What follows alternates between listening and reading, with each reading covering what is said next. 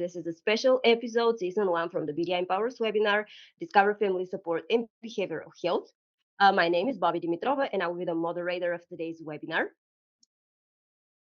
Before we get started, here are some housekeeping items. Please be sure to keep yourself muted the entire time so we can keep the sound quality clear. Also remember that this webinar is being recorded and the recording will be supplied to all attendees. Please also refrain from sharing personal information. This chat is accessible to all attendees, and any personal details you share will be visible to everyone. But do not afraid to use the chat for your questions, and our speakers are here to answer any questions you have after this presentation. Before we dive into family support and behavioral health, here you can see all the other programs offered by the BDI Empowers here at Bobby Dodd Institute. We have benefits navigation, we have work incentives, planning and assistance, we have job services, and we have Georgia Community Trust. And the two main speakers today are Brendan Printup, who is clinical director here at Empowers, and we also have Anna Maki, who is director of program services. Good morning, Brendan and Anna. I'll let you introduce yourself. Anna, go ahead. Hi, I'm Anna Maki. I've been with BDI since 2016. I'm delighted to have an opportunity to be with y'all today to talk about family support. Right. Good morning, everyone. I'm Brandon Printup. I'm the Director of Clinical Services. I've been at BDI for approximately 1 year. I've worked in a variety of mental health settings, especially like residential, acute, and hospitalization. And I kind of have areas of specialties in like trauma, family systems, and I specialize in grief, depression, and anxiety.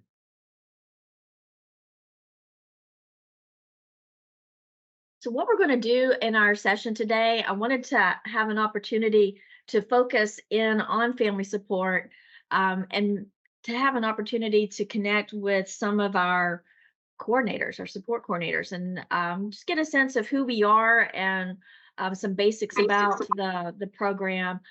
We want to go over not only the services and the eligibility and the process, but also answer some questions and review some best practices within family support services. We also want to talk about how there are core services at BDI that can also fit within the framework of family support services. So we're going to talk about behavioral health and financial assistance and life planning as additional core services to help you. So want to just do a quick call out to our family support coordinators. I have Lanika Parker, who helps coordinate our intensive family support. Erin Barber, a brand new support coordinator on the traditional family support side. Many of you know Julia Massey. Julia is a traditional family support coordinator. She's on leave right now, but wanted to make sure that we referenced her. Erin, Lanika, do y'all want to just say a quick word? Just introduce yourself real quick. Sure. I'm Lanika Parker, the Intensive Family Support Coordinator. I've been with Bobby Dodd since December of 2022. I know it feels longer sometimes. And I have experienced this since college, and before Bobby Dodd, I was actually working with DBHCD with the state.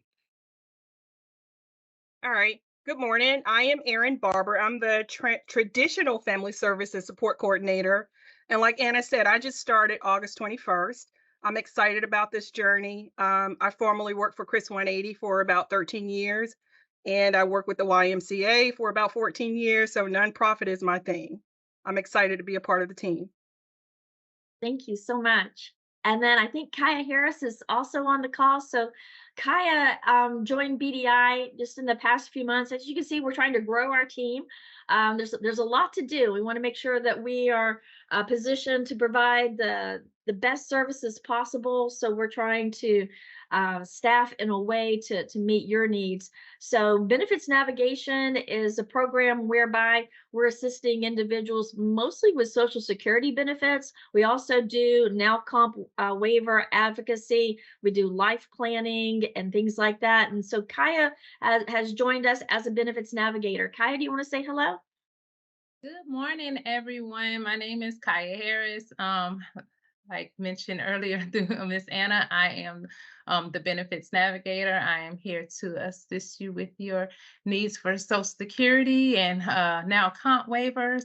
I am recently started about 2 months ago. I come from Atlanta Mission. Before then, I was with the CAB Community Service Board with doing therapy and helping adolescents and children with special needs.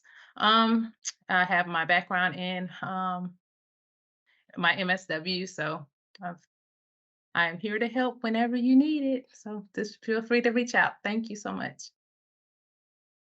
Thank you. And then Dr. Brandon, he just introduced himself. We're just delighted to be able to offer some behavioral health supports. This is one of the key areas of need that we see. So being able to provide that level of support really helps us become more of a one-stop shop.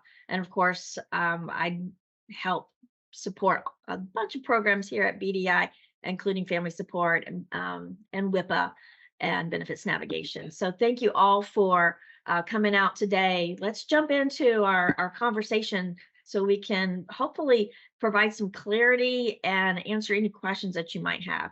So what is family support services? So family support services is in the family of services through the Department of Behavioral Health and Developmental Disabilities. So when you think about government agencies and you think about, okay, I need help with work, you're thinking Department of Labor and Georgia Vocational Rehabilitation Agency. When you're thinking, I need help with life, I need help with accessing the community and living independently in the community, you're really thinking Department of Health, and that means Department of Behavioral Health and Developmental Disabilities and their programs. And so those programs are primarily Medicaid waiver programs, the comprehensive waiver, the new options waiver, and then down at the bottom of that ladder is family support services. So it's in the same family of these services and all funded through the DBHDD. So how this works is BDI is a middleman. We're a provider of family support services, and we get funding through the DBHDD. And so each year we have to go through the advocacy battle of requesting more funding, and then we have that funding, which is, so think about the funding that's approved in the Georgia legislative budget. And then the DBHDD is going to allocate funding across all of their providers. So every county has a provider. Some counties have more than one provider. So there's a bunch of family support providers. So that money is distributed across the providers. And then the providers distribute that funding based on how many individuals they have in the program. So it's really a brokered services. So what happens then is we have individuals that have been approved through the DBHDD, and we have vendors that also have to go through an approval process. And then we try through our support coordination to provide resource coordination to help identify the appropriate goals and services and match with the vendor. So that's pretty much how it works. This is a non-entitlement program. It is a needs-based program, and it's generally viewed as a payer of last resort, kind of like Medicaid is. So it's something that is a very important service. What we recommend is that everyone needs to be on the Now Comp planning list. If you're in intensive family support, you have to be on the Now Comp planning list. If you're in traditional family support, it is strongly recommended that you're on the planning list, because remember, it's all funded through DBHDD, comp waiver, now waiver, and then at the bottom, family support services. So where did family support come from? Actually, this is a relatively new program. It's only been around for, I want to say, 12, 15 years or so. And it came out of an agreement through the Department of Behavioral Health and Developmental Disabilities with state of Georgia and the Department of Justice, because the state of Georgia historically hasn't done a great job of funding Medicaid waivers. And so historically, we've had a lot of individuals on the planning list for a now comp waiver, a lot of individuals receiving no services whatsoever. So family support services was a program that was created to try to minimize the hurt, minimize the pain, if you will. I'm a special needs mom. Y'all, it's a lot trying to get your loved one through adulthood and trying to, make sure that they have everything that they need to have a good life. It's hard. And those services are critical towards that. So when you're on the planning list, utilizing family support services while you're on the planning list is a really great way to kind of ease the hurt. A little bit of money is better than none.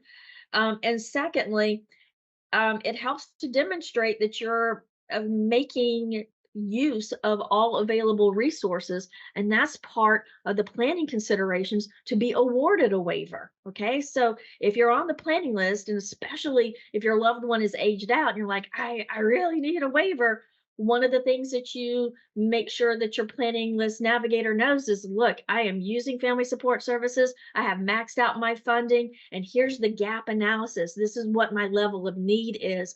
I really need a waiver now.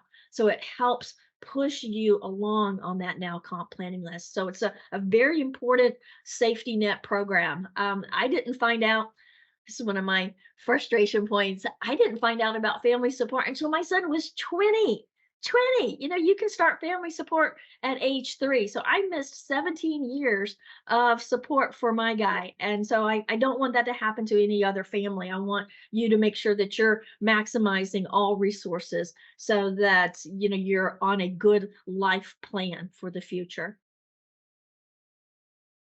So these are the types of services that you're going to see under family support. And it's not a coincidence that these are very similar, substantially similar to what you would see on a waiver program. So respite services. Respite is one of the most commonly used services in both family support and on now comp waiver. Nutrition and continence supplies. That's probably the number one support that we see in family supports. CLS, community living supports. That's a huge service. What is community living supports? That's simply services in the home. So that would be having a care provider come to the home to provide support on activities of daily living that think about what needs to be done. Laundry, meal preparation, maintaining a household. That's community living supports. Because again, we're thinking long-term life planning of individuals living as independently as possible in the community. What help do they need in order to live independently? Frequently, that response is community living supports. So the social recreational activities, the family training and education, I see this far more frequently under family support services than I do under Medicaid waiver. So usually when I see an initial now waiver, that's going to cover sufficient funding under community access group for like a day program and community living supports for in the home. Eligibility. So really, we expect folks to age out of babies can't wait and into family support services. So family support services can begin at age 3, and there's really no age limit. It's basically you're in this program until you step up a now comp waiver. You can receive another form of waiver, like if you have a minor who is eligible for GAP, the Georgia Pediatric Program, you can have GAP and family support services concurrently, so long as those services don't duplicate. Like you could not have respite with GAP and respite with family support. You could have respite with GAP and community living support, or respite and SMS, specialized medical supplies. As long as the services aren't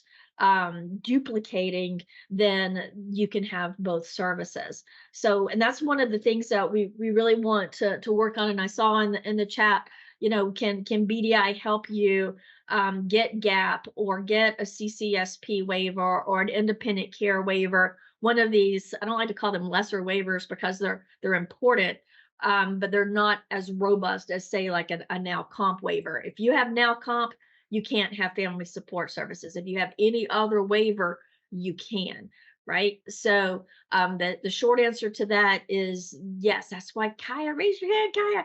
You know, what we're going to try to do is help as we go through the process of working with our families, explore if there are other programs that they can leverage to maximize the supports out there. So having GAP with family support services or having an independent care waiver with family support services is certainly a strategy. So here's the process, and I love this slide because it just kind of lays it out step by step.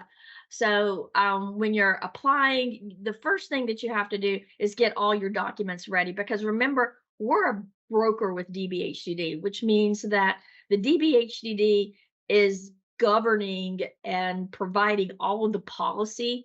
So some of the processes that we do, that may be BDI, but the policy is based on the DBHDD. So the DBHDD has eligibility criteria that they have to review for now comp eligibility. If you're applying for intensive family support services, you must have that same level of documentation and show that same level as now comp eligibility. If you're looking at traditional family support, basically the eligibility criteria there is simply having a developmental disability, but you need to gather all of that documentation, complete the application. So BDI is going to double check everything. Again, there's some compliance things that we have to do with the DBHD in terms of confirming lawful presence and things like that. We're going to get that application approved by the DBHD. It takes a few weeks to get everything approved. Once we get that approved from the DBHD, we get that green light. At that point, then we're coming back and like, okay, let's start figuring out what it is that you need. Remember, this is a needs-based program. So we want to do like an assessment that helps identify what those core needs are and develop an individual service plan that reflects those needs. And then once we have the plan in place and you then would select a vendor, the vendor is the one that submits the invoices as a general rule. So that's pretty much the process in a nutshell. So again, these are some of the key services that we want to hone in on. When you have traditional family support, because we have our limited budget, and honestly, we made this decision to try to serve as many people as possible. Having been on a wait list for many years for services for my son, I have a strong aversion towards wait lists. And so our goal is to try to minimize wait lists as much as possible. So the maximum amount of funding this fiscal year through BDI in traditional family support services is up to $1,500 for the whole year. Where we see most individuals utilizing that funding, one of the most common goals on those ISPs is recreation and community integration. This is promoting social development and community inclusion. This is like summer camps. And I know Atlanta Spectrum, they have overnight camps throughout the year, weekend camps, music lessons, gym memberships, those kinds of things. That's recreation and community integration. Community living support, again, that's services in the home. So to get approved as a provider, if you're an independent contractor, you're going to have to meet DBHDD requirements. So there's going to be some hoops that the vendor has to go through in order to be eligible to receive payment through the Family Support Services program. Community access group, this can be used to pay for day programs. So when you age out at age 22, there's a number of different day programs in the community, things like the Fraser Center, Creative Enterprises, Jewish Family Career Services. There's a large number of day programs out there. And when you contact them, the first thing they're going to ask is, do you have a waiver? And you might say, well, no, I don't have a waiver yet, but I do have family support services. So we want to make sure that that organization is a vendor. And then you would be able to use your funding that way. Again, so long as that service is on your ISP. So that service needs to be a core service that's listed on your individual support plan. Specialized medical supplies, incontinence supplies. I know many of you have been with BDI for some time, and you know that we are able to provide supports as long as funding is available, and that funding tends to run out usually by the fourth quarter, like April, May. We're starting to scrape the bottom of the barrel in terms of funding. This year, what we're trying to do is hold a little bit of funding in reserve. We never want to have a situation where somebody is going without nutrition or going without essentials like incontinence supplies. So this is primary service that we want to make sure that we're able to support people with. And then benefits navigation services. The technical term for that is financial assistance in life planning. So if you have on your ISP and you're like, I really need help with Social Security, I need benefits navigation help, you're never going to see benefits navigation listed on your plan because the name of the service is actually financial assistance in life planning. Let's talk about intensive. So BDI has historically been the only provider of intensive family supports in the state, which is kind of scary because, you know, we have a lot of folks across the state that have a lot of need.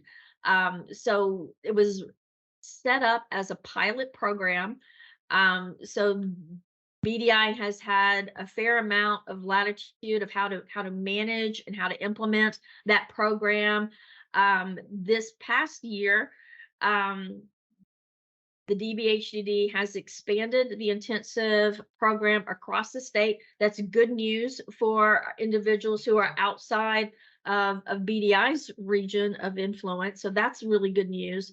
Where it's less good news is because the DBHDD has been more, they kind of come down on some policies that may be different from how BDI has wanted to implement that process. So for example, the intensive family support program is intended to be a short-term program. It's supposed to be a step-up program, meaning I'm in traditional family support, but now I'm having a crisis, so I'm stepping up to intensive family support. And then the theory is that you're stabilized and then you can step back down into traditional family support.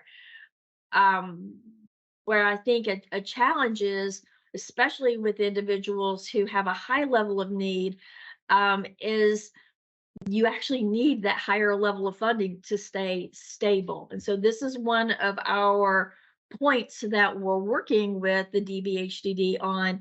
We have a series of meetings with them to try to clarify and make sure that we have good processes and policy in place, but that we're maximizing services for individuals. So right now, what I would say in intensive family support, the way we're processing this is it is viewed as a short-term temporary program. In other words, you're not supposed to be in the program for more than a year, and we're seeking clarification about exceptions to that policy. But for right now, we're looking at the clear DBHDD policy is not longer than 12 months, and that a core requirement to be approved for intensive is you must be on the Now Comp planning list. So anybody who is not on the Now Comp planning list is not eligible for intensive family support at this time.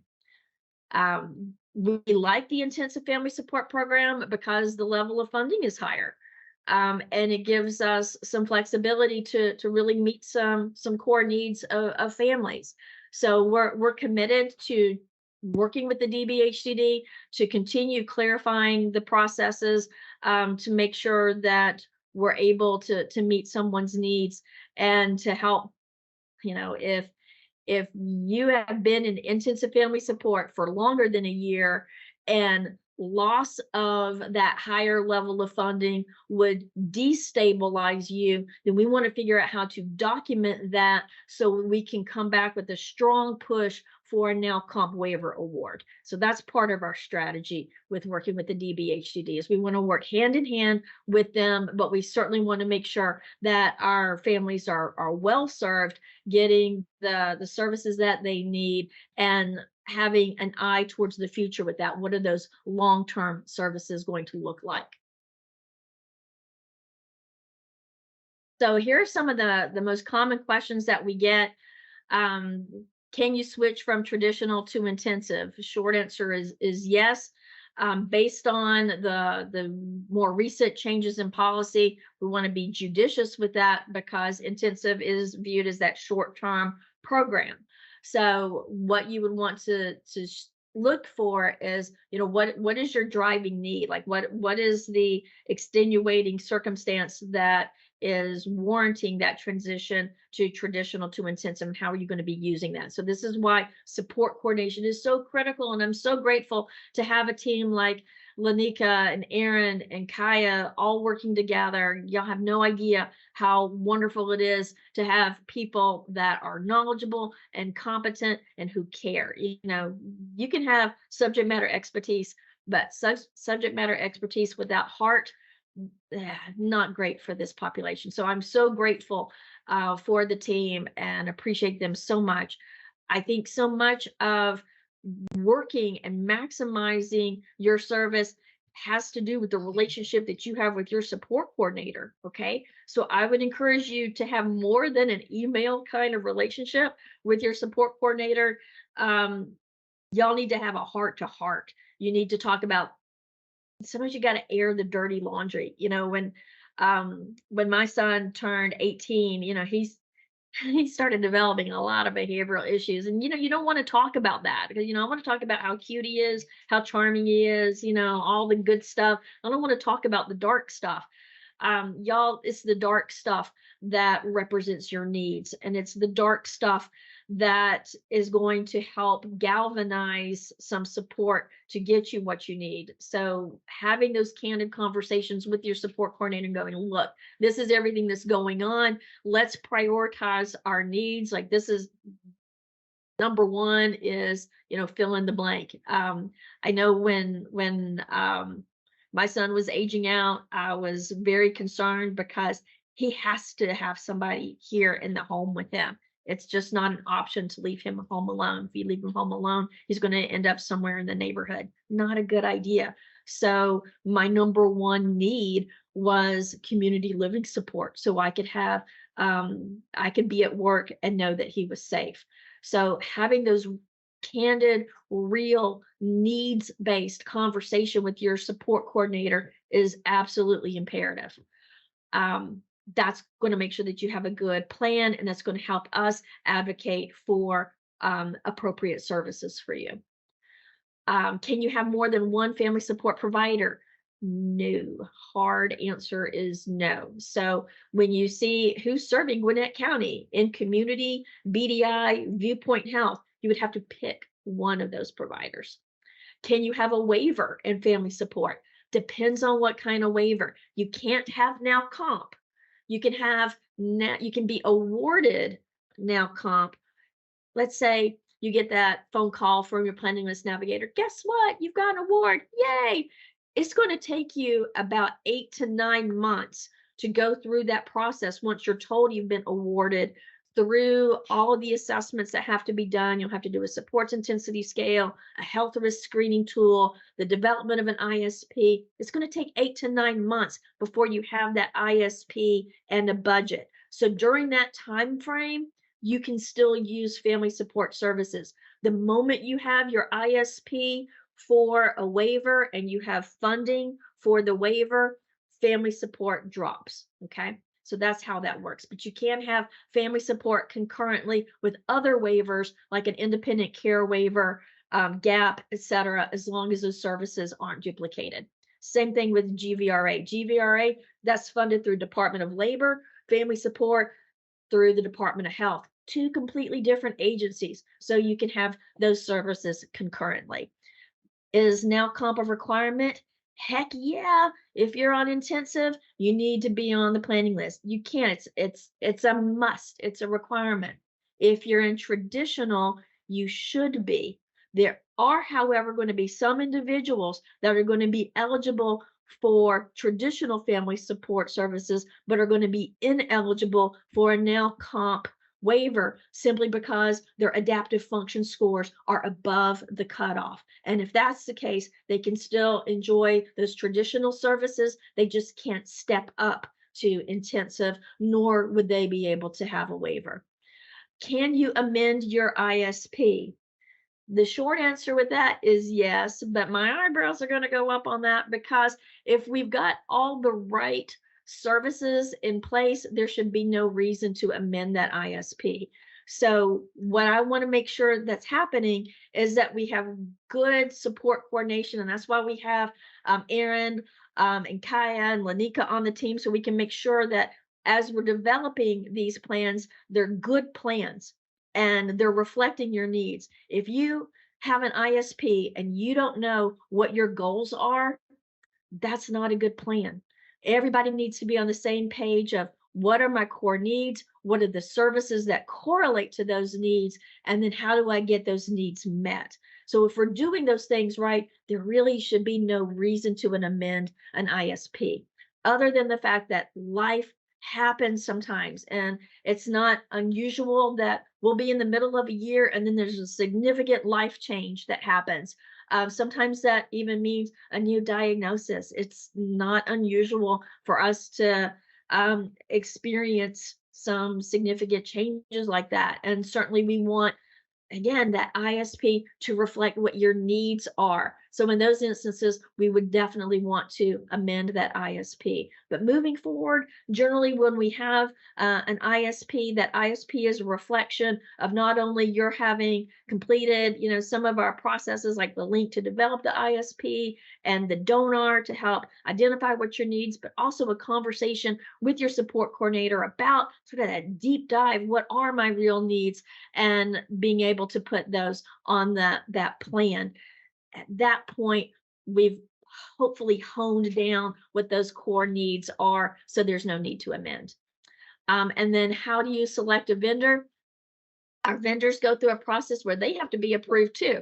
So there's a bunch of hurdles that they have to jump through, and then they make it to our vendor list. And so once you have your plan in place and you're working with your support coordinator, y'all can talk about the vendors that are going to match to that plan. So there you go.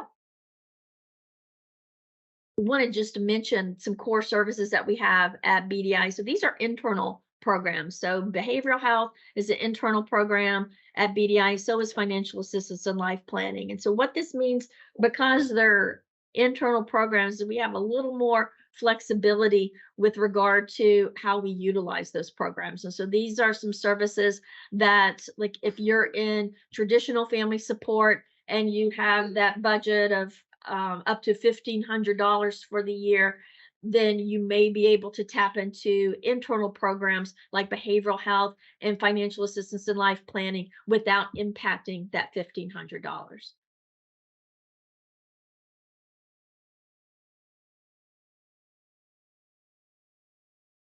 All right, good morning, everyone. So I want to talk about behavioral health. So basically, what's significant about our behavioral health department is that we offer a unique approach. We kind of combine the two diagnoses, IDD, and also to combine with mental health, which is very unique. You don't see a lot of people doing that. And so what we do here that's very unique at BDI is that we offer a holistic approach to services. So what BDI is a one-stop shop. So you maybe get mental health services, then you can get benefit navigation, you can get Georgia Trust, employment services, and then also to all y'all pretty much family support. And so the thing about our behavioral health services that's really unique is even if you do run out of funding, we are paneled with most of the commercial payers. And what I mean by that is like the Cigna, the Aetnas, the Blue Cross Blue Shields, and United Healthcare. And then we are working towards to becoming a Medicaid provider. And so that should be probably within the next 60 days too. And then so for us, our target population is 14. And so the reason why we target that age is we're starting to see a lot of teenagers that don't really have services that are really appropriate. Yeah, we know you have the standard ABA services and whatnot too, but here we offer like life skills, we offer CBT, and also too, we also offer social skills to help our individuals deal with their day-to-day functioning and adaptive behavioral inventory skills too. Um, Again, we talk about mental health, we talk about like the population, we talk about intellectual development, we talk about neurodivergent, and again, we talk about the co-occurrent diagnosis too. Um, we do have the capability to do tele. I say tele hesitantly because sometimes it's more appropriate to have an individual face-to-face session with that individual. And so we have 3 offices that we can really see somebody. And so that's the Marietta Boulevard. Then we also too have the Decatur, and I can service people in Jonesboro, and I can do tech virtual, but when I do virtual, I'll ask a couple of questions surrounding screening the individual. One of the things I want to know is how sociable are they? Are they averse to technology? Because sometimes technology may provide as a barrier because there is some social interaction. We may have to do some play. We may have to do some socialization through games, through other things, just to build a rapport too.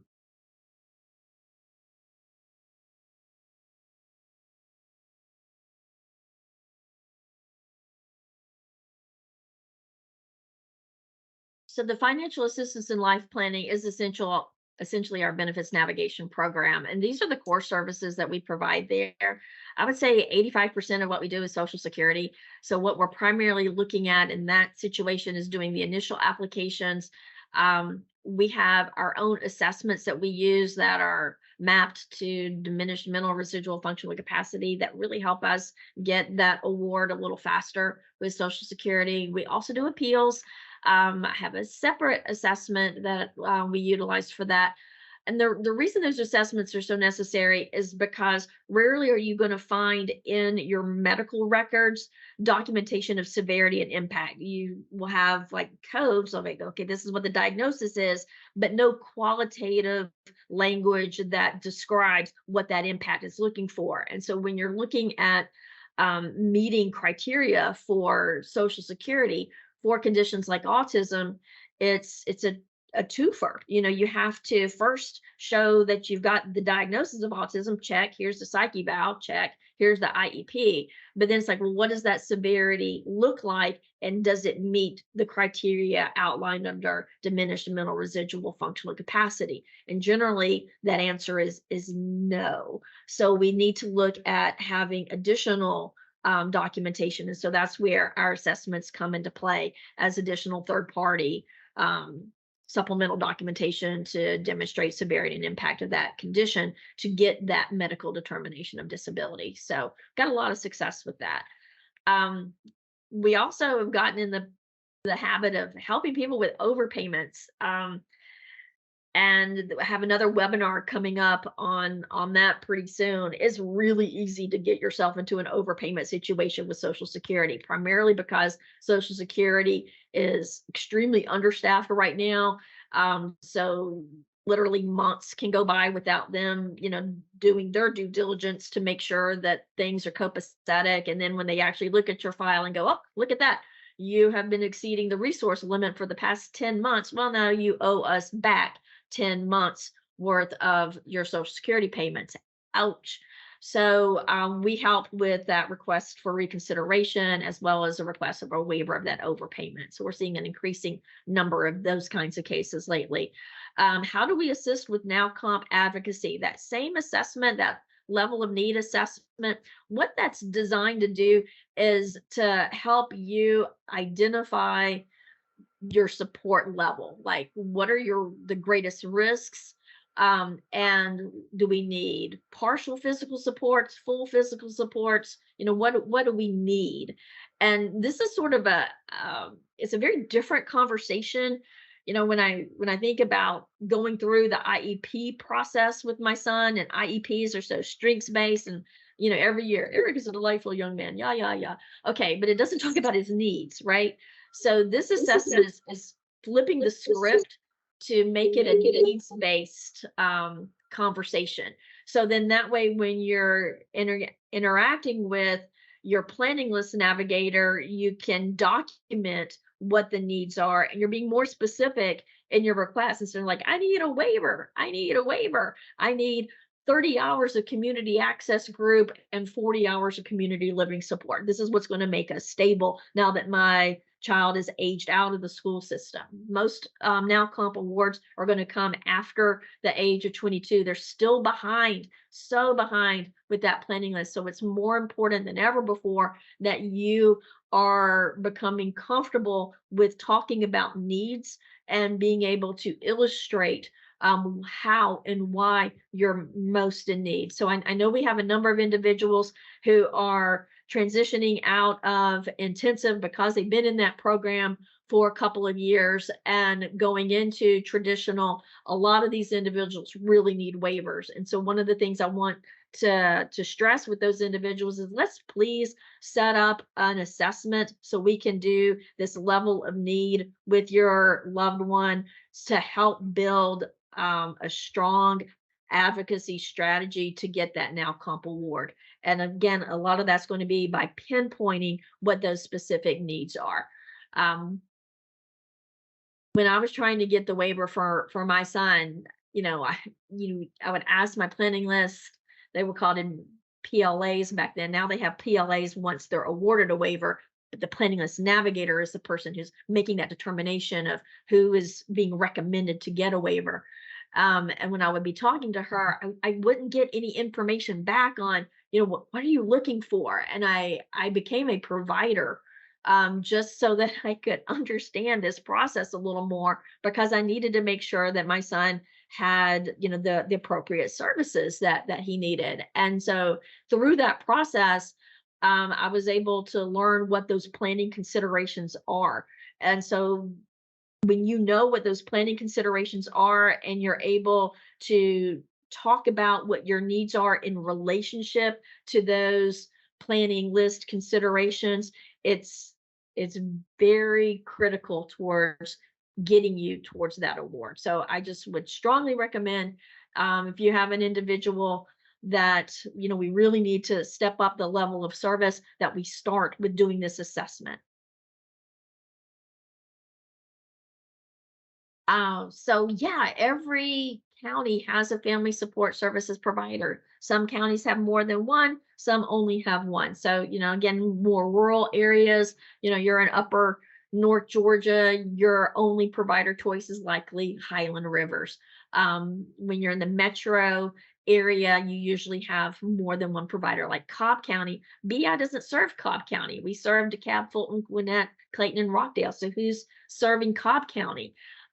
In community serves Cobb, so does Highland River. So there is a provider list through the DBHDD. If anybody needs that, just send me an email. I'd be happy to send you that list so you can identify who all your providers are in that county.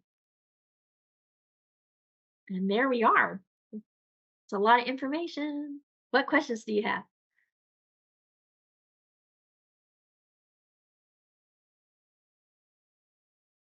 There's some questions in the chat that were posted earlier.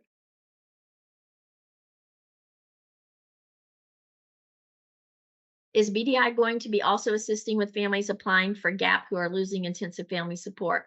I think when we're talking about good support coordination, what we want to be looking at is maximizing all support. So regardless of whether you're in traditional or intensive, we want to look at maximizing supports. So we would want to be looking at eligibility for any other programs. And that's why it's important to have that conversation with your support coordinator.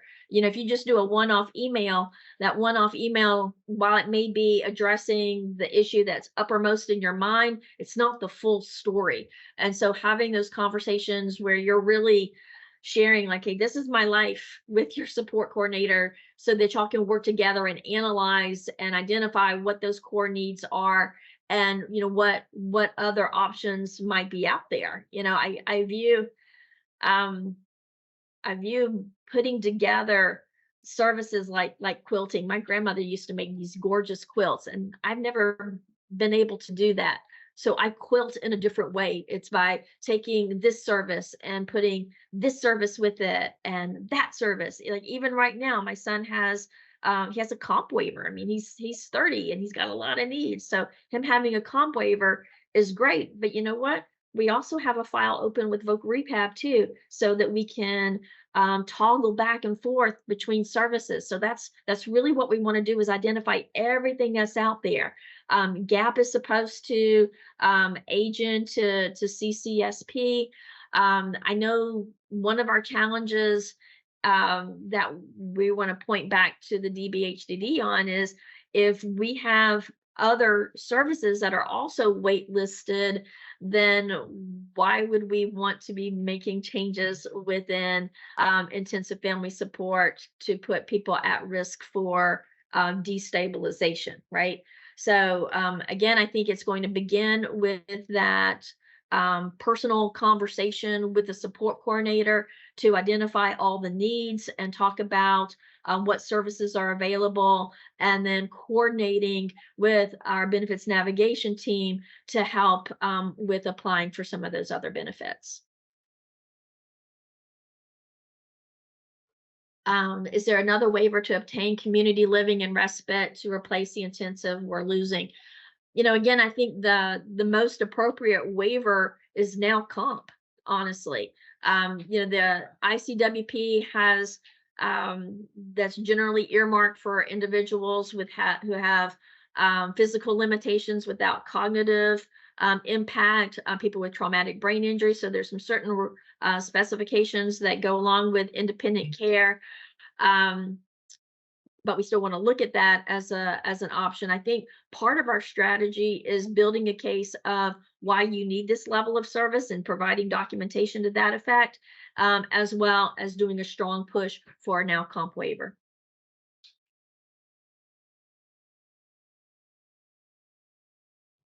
Where do we find a list of the preferred vendors? Your support coordinator can work with you on that. I'll be honest, the vendor list has not been updated in a minute. So this is one of our projects that I want us to really work on. And we want to take recommendations. Like if you find a vendor, you know, you find someone like, wow, this person has been great. Let's get them onto that vendor list. So I really look at the relationship that we have with our participants as a collaborative relationship, where we're all working together to try to get the best services from the best people, right? What did I miss? Let's see. Yeah, so if we have Katie Beckett, we can't have now in comp.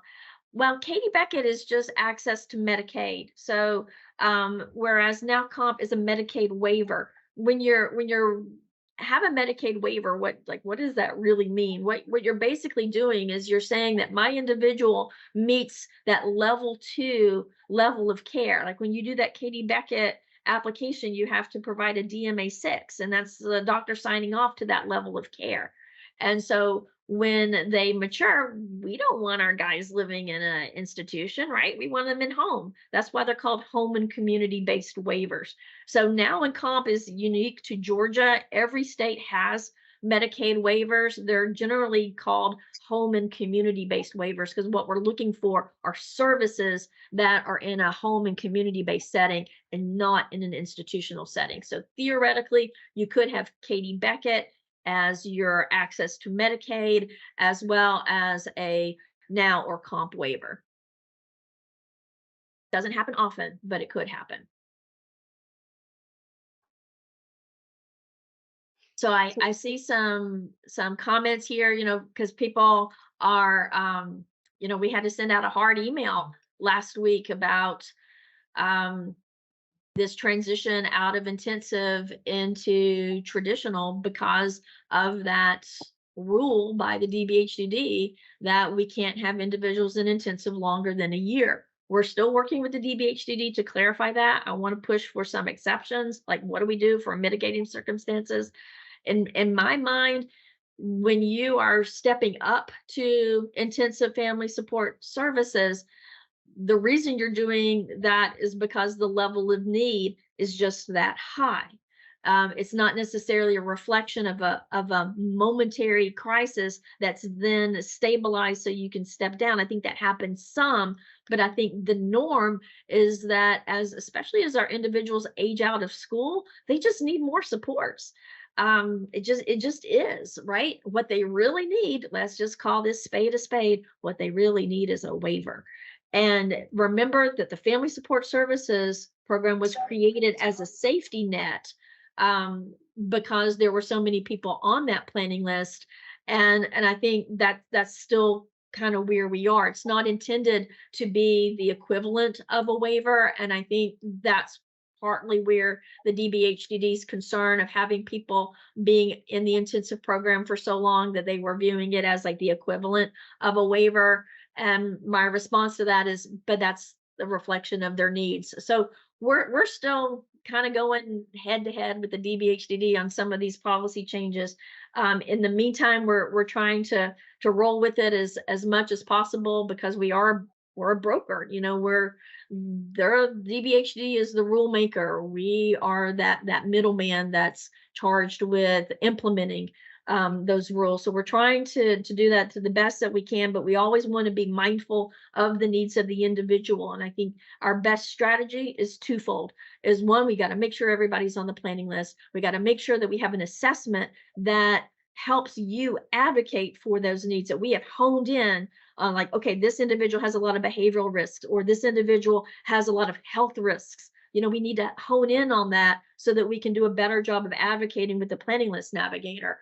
And then doing that gap analysis of like, okay, these are the services that I've had, and these are the services that help us remain stable. If you take this away, it's like a little house of cards, right? You start taking away some of these supports, that house of cards is going to topple. So we have to demonstrate that and go back to the DBHDD and request an exception to those policies.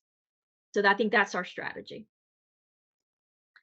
What that boils down to is good communication between you and your support coordinator, and that we're working together and we're advocating together. Other questions?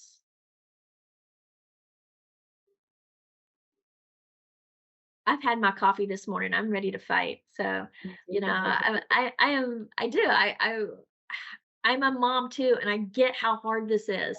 And it's sad and frustrating and terrifying to me that we have individuals whose supports are at risk. So know that we're fighting for you. We care.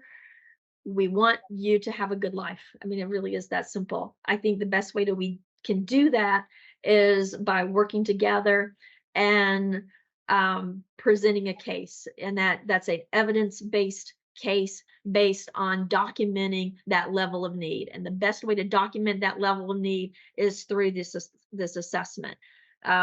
When my son aged out, it just goes to show it can be done. You can get a waiver as you're aging out. He had a seamless transition from the school system into the waiver.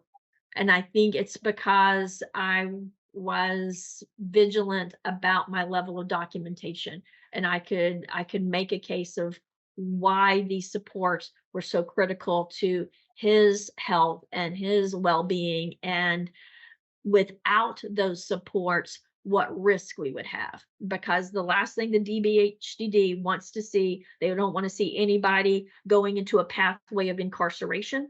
They don't want to see anybody going into a pathway of hospitalization. So what we show is that what that level of support need is, and how without that, that could be a track that we could follow. So keeping in mind the DBHDD is very crisis oriented, we need to make sure that we are doing a good job of advocating based on what those needs to avoid a crisis. I think we have a question from the chat. Thais, I hope I'm pronouncing your name correctly. Feel free to unmute yourself. Yes, you are. So, Anna, you know my story. You know that I have spent the last 4.5 years fighting the Department of Behavioral Health because they told me my son didn't have autism. Finally went to court, crushed them in court. And now I am one of those families that's losing ISP, and I can't afford it because of the fact that we have literally spent everything that we have to fight them. And I'm talking about we're close to like 60 grand at this point. After you're paying for attorneys and everyone else that needs to go to court, because the Department of Behavioral Health not only refused to talk to me, I found out they didn't look at the entire paperwork. So they put us in the position that we're at right now. I can't afford to lose the support that we do have.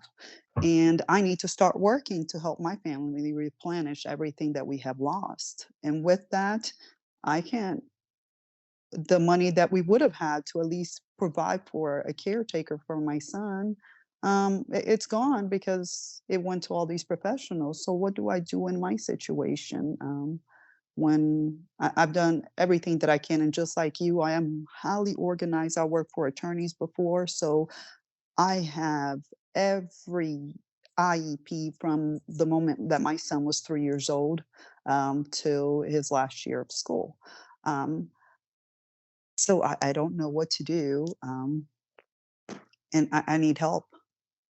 Well, and I think that's where we need to have that conversation, offline, to document exactly what those needs are, so that we can go back to the DBHDD and go, we hear you. We're not, we want to be compliant, but there's a reason that there's a word called exception, right? There's a reason when we can show extensive mitigating or extenuating circumstances that we're documenting, so we can build that case of, this is why, okay, we get that the policy is that this is a temporary program, but for these individuals, because of these extenuating circumstances, we're requesting them to be able to stay in the program. That's part of the negotiation that we're continuing to do with the DBHDD. So what I would recommend is that we have a conversation offline so that we can work on what that documentation looks like, so that we can provide that and request that exception. Well, I hope I can, because I have been very vocal and going down to the Capitol, which it backfired. And instead of them listening to me, they just said to all the senators that I was a disgruntled parent. And I'm like, maybe I am. And you've caused me to be the disgruntled person that I have been for the past 4.5 years. Because had you just actually looked at the paperwork, but just to give you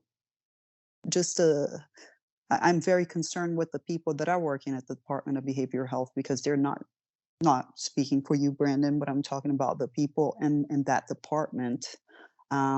They did not do their job, and I can prove it because everything was recorded in court.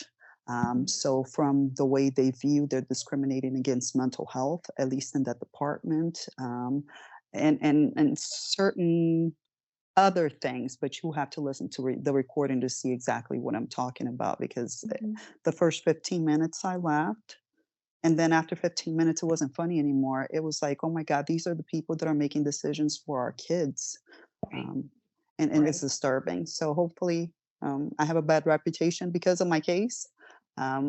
Well, But and I think that's where we partner together. So it's not so much that, you know, I think as we go through this process and we're talking to the DBHCD, you know, we will request an exception for those individuals that we can get documentation from.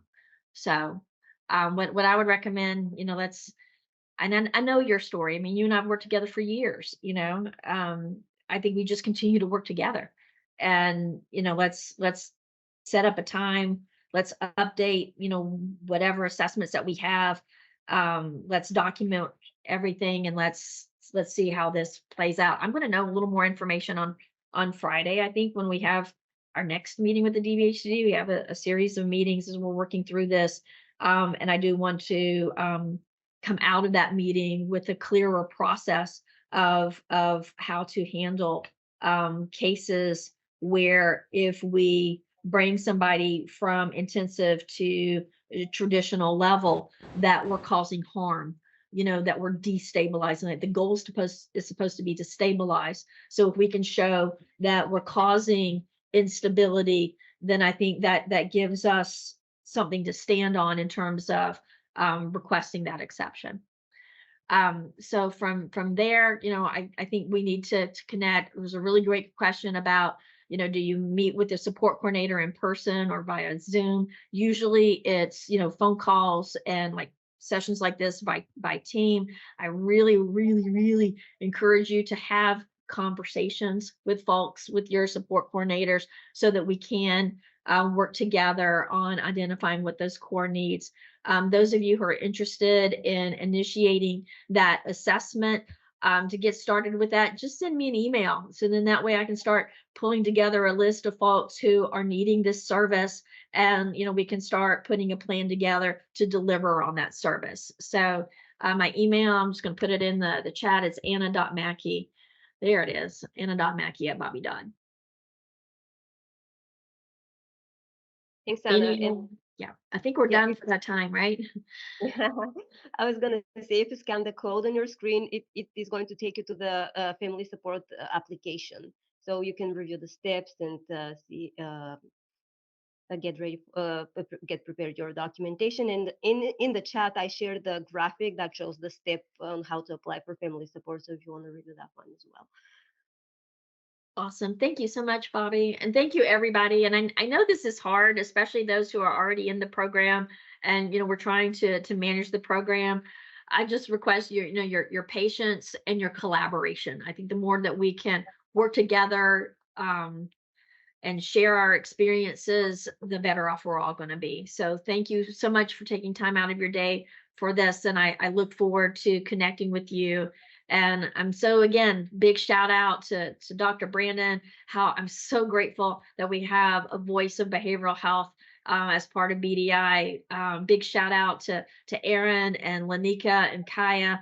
These are point people that are going to help you meet those needs. So thank you so much, for everyone. I thank you for your time. Yeah, I second that. And thanks to Anna for this great presentation. And on your screens, you'll see the upcoming sessions we have. The next one is on the 21st, which is understanding Medicaid waivers. And then we have 2 sessions on the 28th.